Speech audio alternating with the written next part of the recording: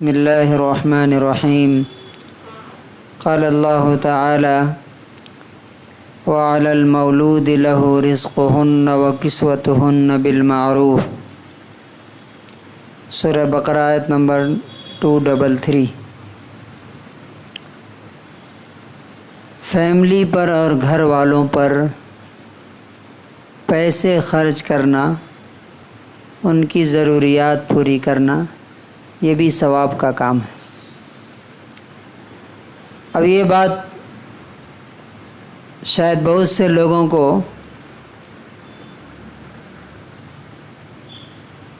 بتانے کی سمجھ میں نہیں آئے گی کہ یہ بات کیوں بتا رہی ہے، تو ہر آدمی کرتا ہے. لیکن ایسا نہیں ہے. اس دنیا میں کچھ ایسے لوگ بھی ہیں کہ وہ چاروں طرف خرچ کرتے ہیں لیکن اپنے بچوں پر خرچ نہیں کرتے. غریبوں پر خرچ کریں گے، ماں باپ پہ خرچ کریں گے، بہنوں پہ خرچ کریں گے، بھائی کو دیں گے، لیکن بیوی اور بچوں کو اگنور کر دیتے ہیں. اور کچھ تو کیسز میں ایسا دیکھنے کو ملا ہے، اللہ تعالیٰ ان پہ رحم کرے، کہ وہ پورا ریموٹ کنٹرول ماں کے ہاتھ میں ہے یا بہن کے ہاتھ میں ہے، وہی دونوں نچا رہے ہیں اس کو. وہ بیچارہ جو لڑکا ہے جسے علم نہیں ہے، عقل نہیں ہے، وہ بیوی اور بچوں کو نوکر سے بھی بدتر سمجھتا ہے اور اس طرح اس کے ساتھ سلوک کرتا ہے. نتیجہ کیا ہوتا ہے؟ بچے بالکل تباہ و برباد ہو جاتے ہیں اور طلاق ہو جاتی ہے ایسے کیسز میں، اور بہت سارے کیسز ایسے ہیں. تو اللہ تعالیٰ یہاں پہ کیا بول رہا ہے کہ وَعَلَى الْمَوْلُودِ لَهُ رِزْقُهُنَّ وَكِسْوَتُهُنَّ بِالْمَعْرُوفِ، کہ یاد رکھو کہ تمہارے بچوں اور تمہاری بیوی کا کھانا پینا، پروویژن اور کپڑا یہ تمہارے ذمہ ہے.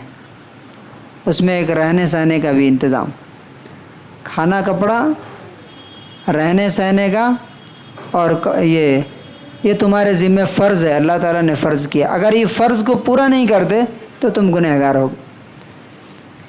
اب سوال یہ کہ کتنا خرچ کرنا ہے؟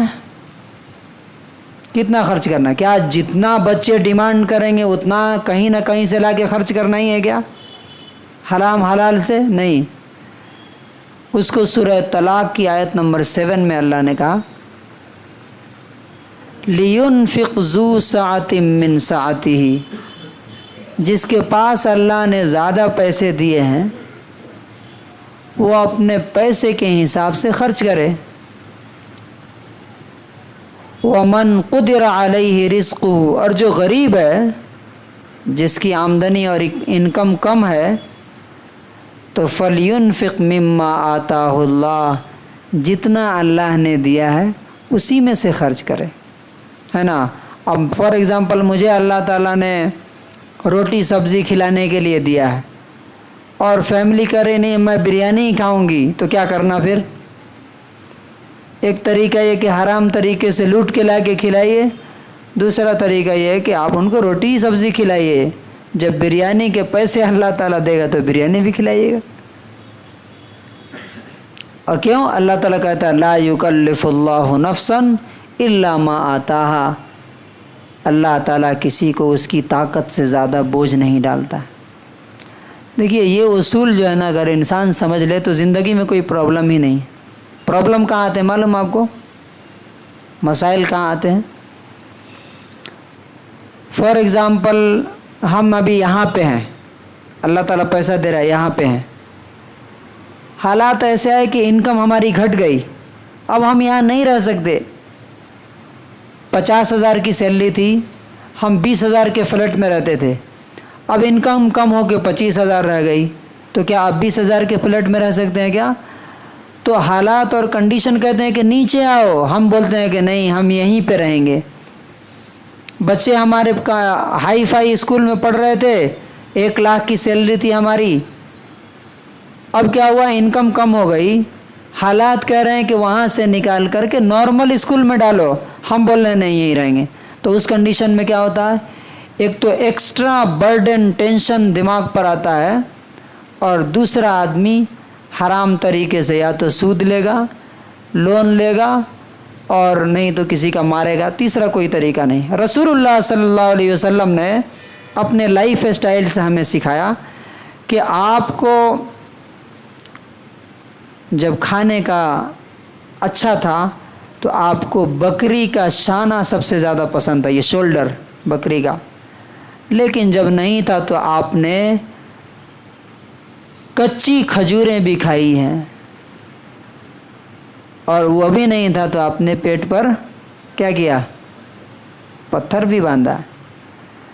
آپ نے عرب کے بہترین بیسٹ گھوڑے بھی استعمال کیے جب تھا تو، اور جب نہیں تھا تو آپ نے اس وقت کی سب سے لو لیول کی جو سواری ہو سکتی ہے گدھا، گدھے پہ بھی آپ نے سواری کی۔